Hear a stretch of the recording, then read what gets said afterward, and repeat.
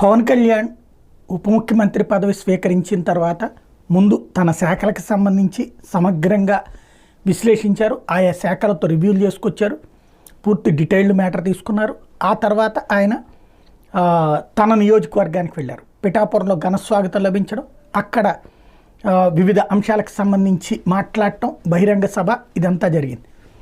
ఆ తర్వాత వచ్చేటప్పటికి తన కార్యకలాపాలు ఏం చేస్తున్నారు, ఆయన పిఠాపురం విషయం వదిలిపెట్టలేదు. పిఠాపురానికి సంబంధించి ఓ పక్కన ఏది మున్సిపల్ అధికారులతో అట్లాగే ఈ సర్వే అధికారులతో వాళ్ళతో కూర్చోబెట్టి మాట్లాడారు.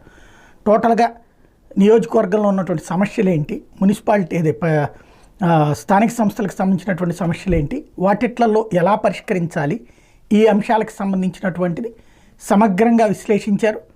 అధికారులు అక్కడ ఉన్నటువంటి ప్రాబ్లమ్స్ చెప్పుకొచ్చారు.